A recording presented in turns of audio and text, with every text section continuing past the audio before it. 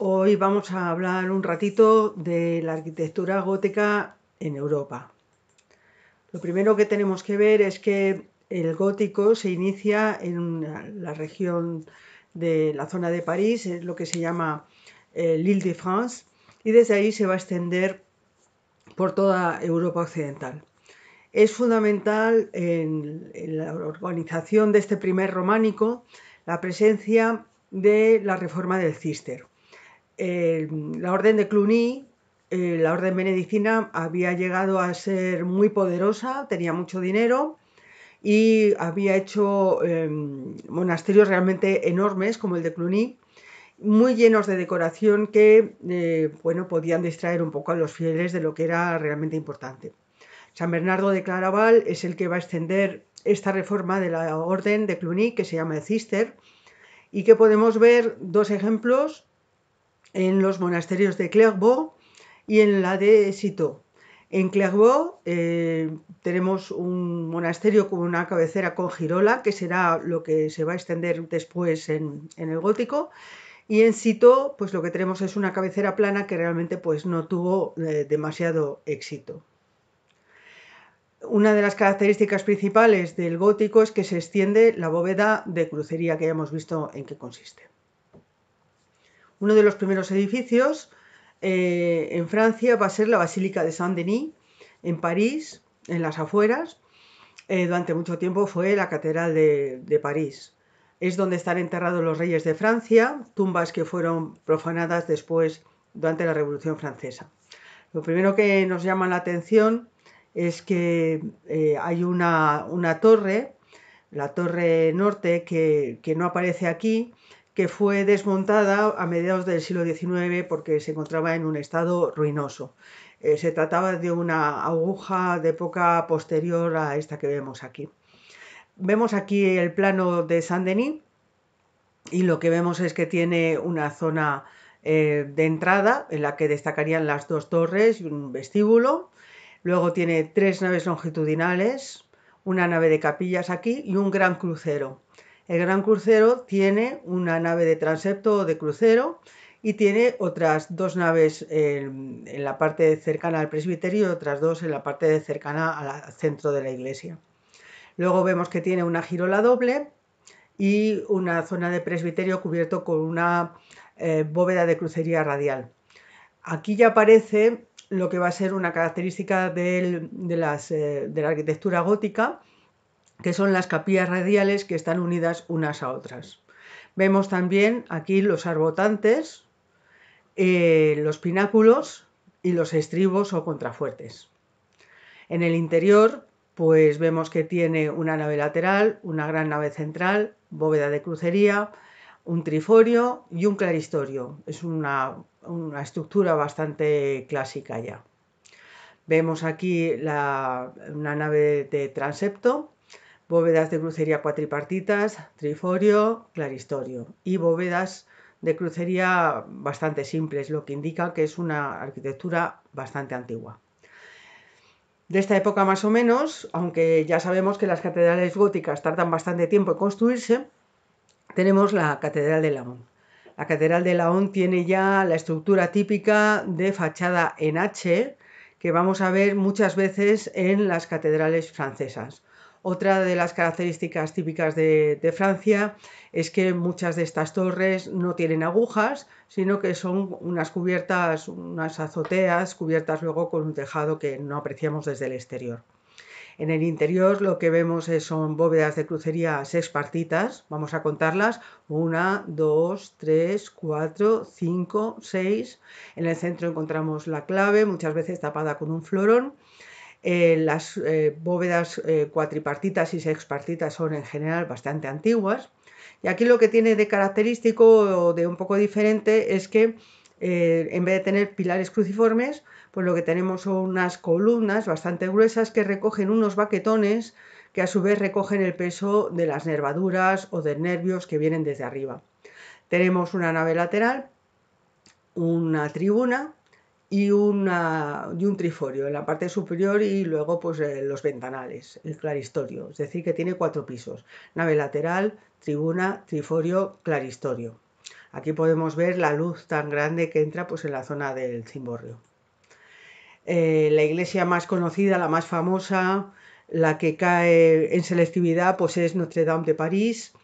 Tiene también una fachada en H, como hemos visto, con una galería que pertenece o que se llama la Galería de los Reyes.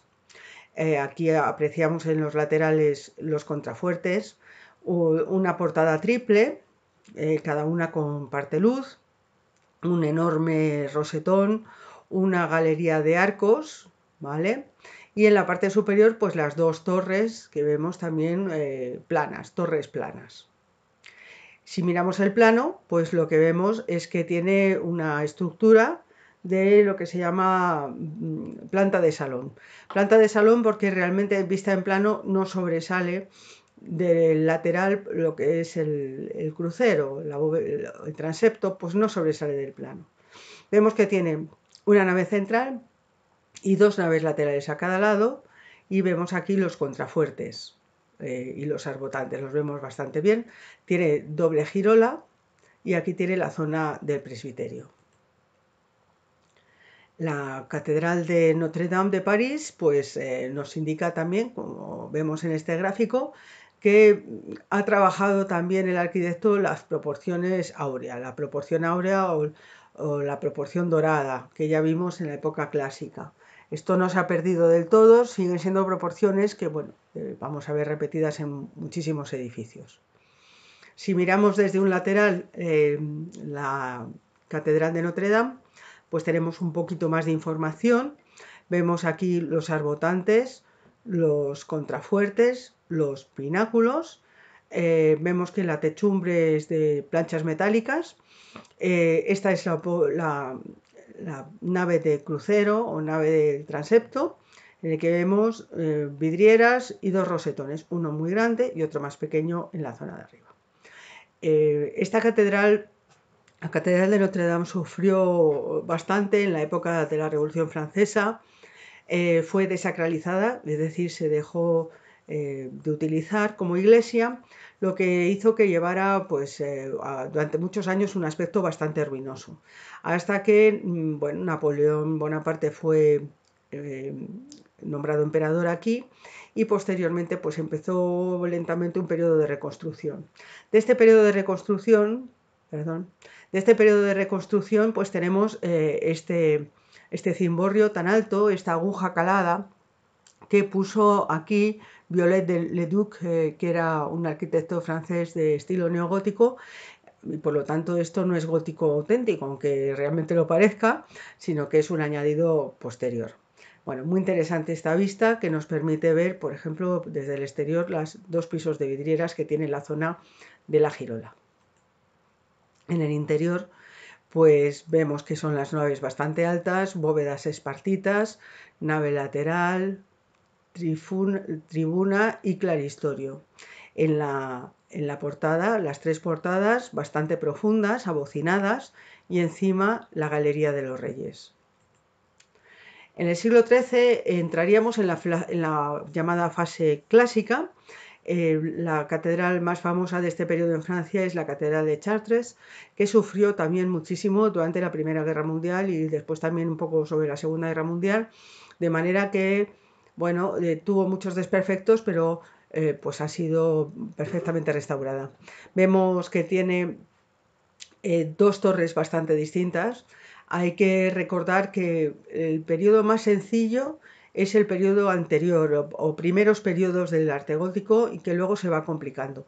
De manera que podríamos decir que esta torre es más antigua, así a simple vista, que esta otra que tiene muchísima más decoración. Vemos cómo aparecen arcos de medio punto, porque realmente la Catedral de Chartres es una catedral en época de transición que se termina en el periodo clásico. Vamos a ver después la portada real en escultura, es un periodo de transición entre románico y gótico. Visto desde dentro, vemos la gran altura de las bóvedas y las impresionantes vidrieras. Lo más importante de la Catedral de Chartres son las vidrieras que, aunque estallaron en la Primera Guerra Mundial, pues luego se han conseguido restaurar bastante bien.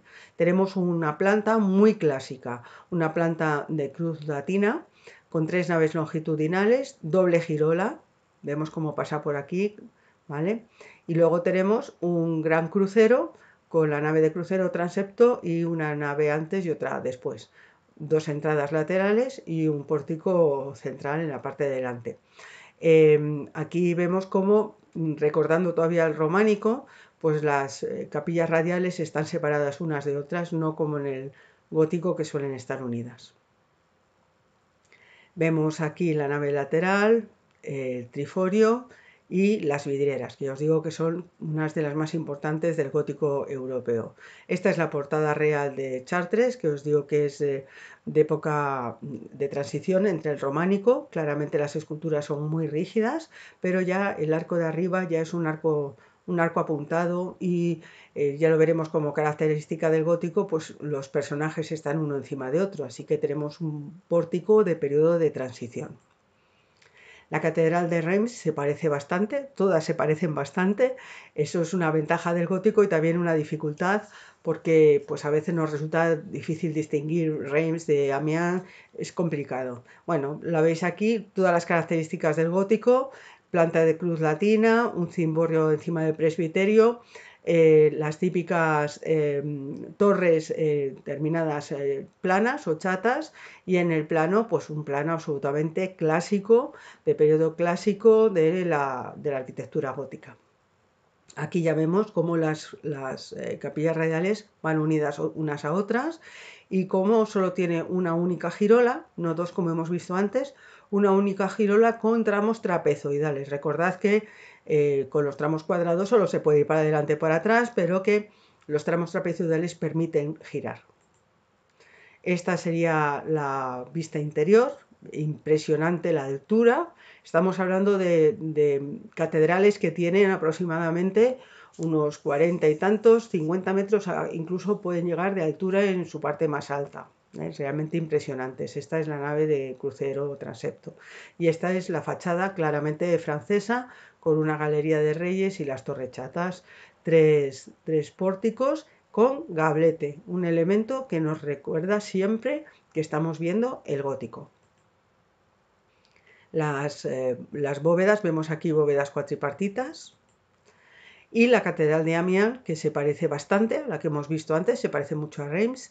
Bueno, pues muy parecido también, con una galería de reyes, una galería de arcos ciegos, un rosetón, las torres chatas y tres pórticos, en este caso muy profundos. Recordad que en Francia llueve bastante, entonces tener un pórtico profundo pues le da cobertura a los fieles que entran o salen de la iglesia y eso es bastante práctico. Bueno, la planta es de cruz latina muy clara y muy normal. Aquí tenemos una bóveda estrellada o de terceletes. Gran altura, bóvedas cuatripartitas, triforio y claristorio. Y en la parte de atrás pues nos recuerda también mucho a la Catedral de Notre Dame de París. Bueno, estáis viendo que todas las catedrales se parecen mucho, todas repiten más o menos el mismo esquema. Aquí vemos la bóveda de terceletes, bóveda de terceletes que es como una estrella, pero más sencillita. Cuando le llamamos bóveda estrellada cuando es mucho más complicada. Aquí tenemos bóvedas de crucería cuatripartita. Uno de los edificios más espectaculares que podemos ver en París es la Sainte-Chapelle de París, la Capilla Santa, la Capilla de los Reyes, en la que, haciendo todo un ejercicio de equilibrismo arquitectónico, se eliminan las paredes y se van a sustituir por vidrieras. Esto es el ejemplo máximo de que la arquitectura gótica se sujeta a sí misma, no necesita paredes, porque por aquí no pasa el peso. Por aquí simplemente lo que tenemos es un relleno, igual que en la parte superior, que es la plementería, pues aquí las paredes han sido suprimidas y se han cambiado por vidrieras. Aquí tenéis un plano, el desglose de cómo son las vidrieras. Es un edificio que cuando vayáis a París no os podéis perder, es realmente fascinante. Esta es la vista desde fuera. Desde fuera no nos dice gran cosa porque no estamos viendo una catedral, estamos viendo una capilla solamente, Sainte-Chapelle. Este es un gran rosetón, un rosetón más pequeño, unos pináculos y tiene un cimborrio. Tiene 2 pisos de altura, aquí se ve claramente, 2 alturas, con las grandes vidrieras y una zona inferior o zona de cripta. Las bóvedas son cuatripartitas, bastante sencillas, y aquí vemos los contrafuertes que podéis ver en este otro lado de la foto.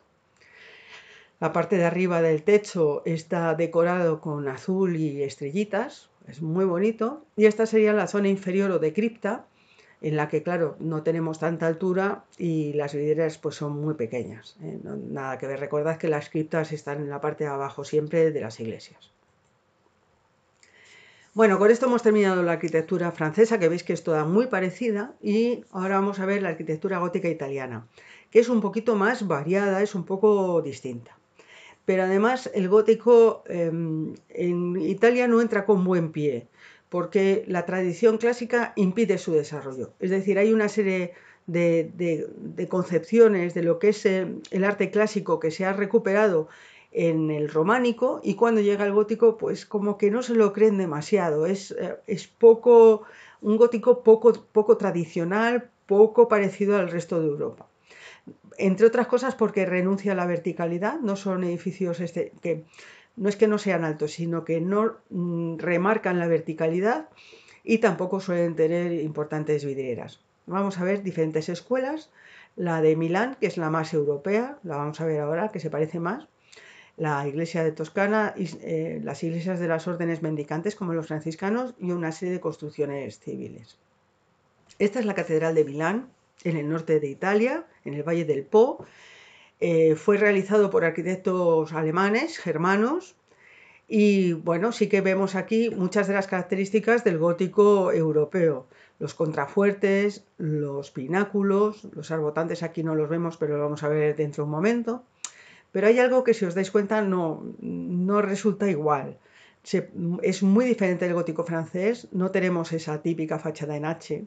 Y si hacemos abstracción de todos los elementos de adorno que hay aquí, fijaros que aquí las proporciones que estamos viendo son las típicas de un templo clásico.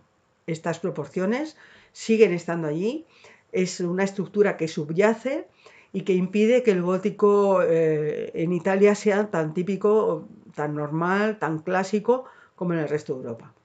Aquí veis la zona de los arbotantes que están cubiertos luego con una zona lineal para desaguar, con muchísima decoración, muchísimos pináculos, muchas estatuas, muy bonito, muy trabajado, muy decorativo, pero ahí debajo pues hay una estructura clásica un poco oculta.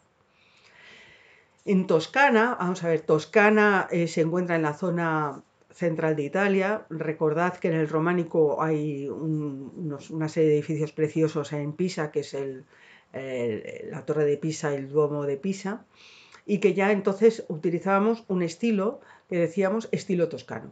El estilo toscano es una serie de mármoles de colores, podemos encontrar blanco, gris, verde, rosa, que cubren las superficies que normalmente son de ladrillo, y que son en su fachada son zonas superpuestas. Es decir, primero se hace la fachada en ladrillo normal y luego se cubre con un estilo toscano, con unos mosaicos o piedras de colores o de mármoles de colores, de manera que resultan muy decorados. Aquí podéis ver cómo en esta catedral pues tenemos todavía un arco de medio punto, que nos estaría hablando de que se empezó a construir en época del románico, pero ya tenemos gabletes, pináculos, contrafuertes, ¿vale? Incluso un frontón, pero con mucha decoración y mucha de ella hecha en mosaico, que es una cosa también bastante diferente de lo que vamos a encontrar en el resto de Europa. Las techumbres en el interior son de madera, y seguimos encontrando que en Italia la iglesia, el baptisterio y el campanario están por separado, siempre por separado.